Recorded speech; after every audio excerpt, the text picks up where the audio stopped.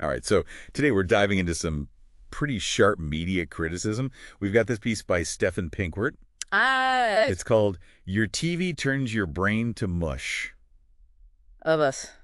Catchy title. I know, right? I love the emoji. Yeah.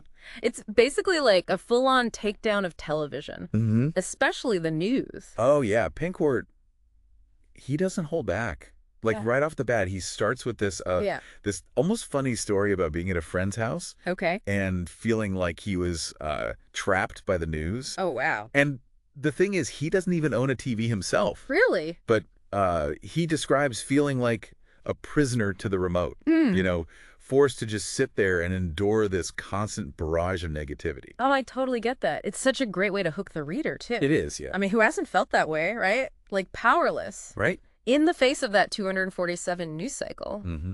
It makes you just want to hide from the world. Yeah, yeah. And that's what Pinkwart uses, that feeling. Yeah. That everyone have, that relatable feeling, to launch into his main argument, which is that television, right, especially the news, is like a toxic relationship. Interesting. It's addictive, it feeds on your anxieties, and it leaves you just feeling drained and hopeless. He actually compares it to a bad ex. He does. The kind that just sucks the life out of you. Oh, yeah. And leaves you wondering why you ever got involved in the first place. Exactly. And it's actually really smart, that analogy. Oh, yeah. Because it helps us understand what it does to us psychologically, all this negativity, I mean, research has shown that being exposed to bad news all the time can make you more anxious, more stressed. Right. And even like warp how you see the world. Yeah, it's like that saying, if it bleeds, it leads. Right, exactly. News programs always focus on the most dramatic and sensational stories. They do, yeah. Even if they don't really have anything to do with our daily lives. Yeah. Pinkwart uses the example of like a volcano erupting in some far-off corner of the world. Like, yeah, okay, it's a big event. Sure. But is it actually going to affect your day-to-day life? Probably not. But we see these images over and over again. Right. And it triggers what's called the availability heuristic. Oh, okay. It's kind of a mental shortcut where we judge how likely things are to happen based on like how easily they pop into our minds. So even though a volcano probably isn't going to erupt in my backyard. Right.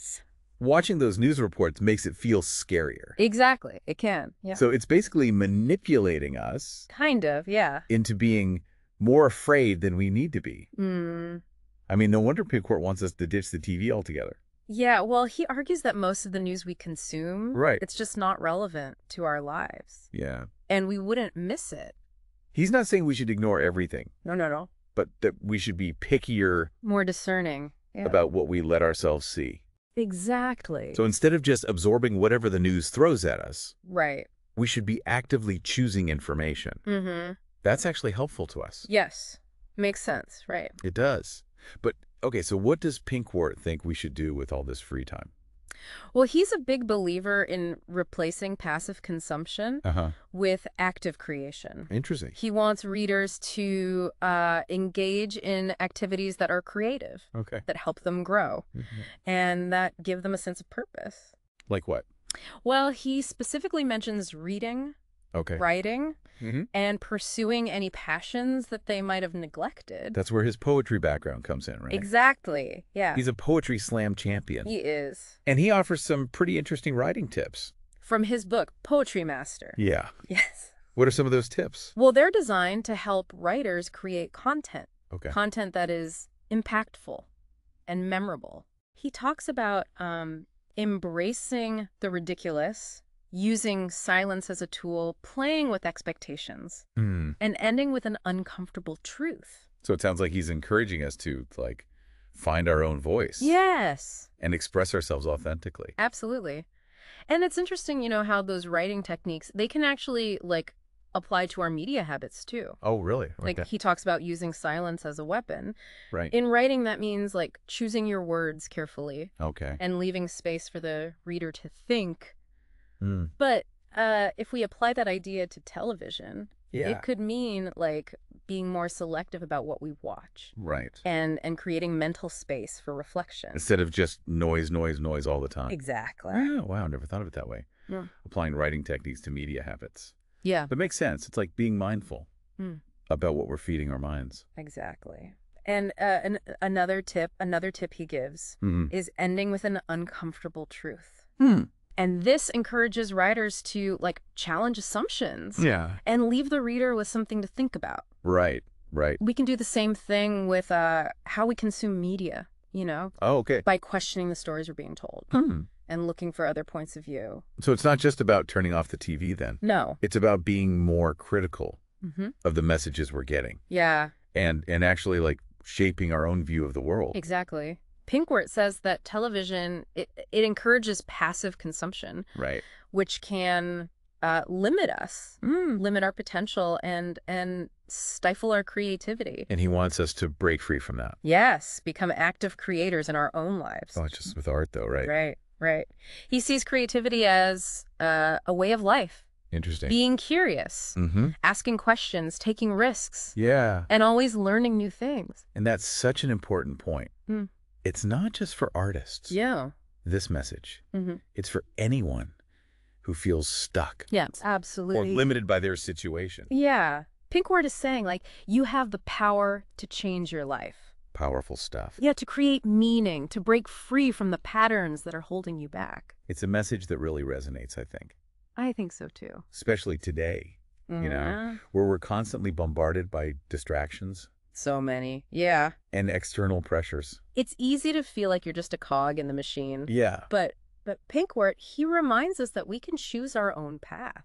And that choice starts with being mindful of how we spend our time. Exactly. He focuses on television as a symbol of passive consumption, but the real message is bigger than that. Okay. It's about being aware of the forces that shape our thoughts and behaviors. Yeah. And taking steps to take back our control. So how do we even begin to apply that to our lives? Small steps. Okay. Maybe it's choosing to read a book instead of, binge watching a show. Great. Or taking a walk in nature instead of scrolling through social media. It's about consciously choosing things that feed your mind and soul. Yeah. Instead of just numbing ourselves with distractions. It's about being present in our lives. Yes. And engaging with the world in a real way. Exactly. That sounds like he's really challenging us to take control of our own lives. He is. And not let ourselves just be shaped by all this information and entertainment, passively molded by it. Absolutely. He's saying that we have the power to be the authors of our own stories, not just the audience for someone else's. Right, yeah. And a big part of that is recognizing how powerful our own creativity is. And that's where his book comes in, right? Poetry Master. Exactly. It's not just about, writing poetry. Yeah. It's like a whole toolkit for unleashing your potential. Your creative potential. In any part of your life. In any area, yeah. He provides all these practical exercises. Oh, cool. And techniques that anyone can use to tap into their creativity. So even if someone isn't a poet or anything, right, they can still benefit from it. Absolutely. He even encourages people to apply these techniques to other stuff too. Like what? Other forms of communication, like writing emails or giving presentations. It's all about finding your own voice. Yeah. And using it to connect with the world in a way that matters. That's so inspiring. It's like he's giving us permission to just break free from the norm. Yeah. And be ourselves. He is. And he's reminding us that we all have something unique to offer. Sometimes, we just need a little push. A little nudge in the right direction. Yeah, to tap into that potential. So to wrap things up, what's the one thing you hope our listeners take away from this deep dive? I think it's the importance of conscious engagement. Okay, yeah. Whether it's choosing what we watch or how we spend our time, right, or even how we express ourselves, we have the power to make choices. Choices that are in line with our values.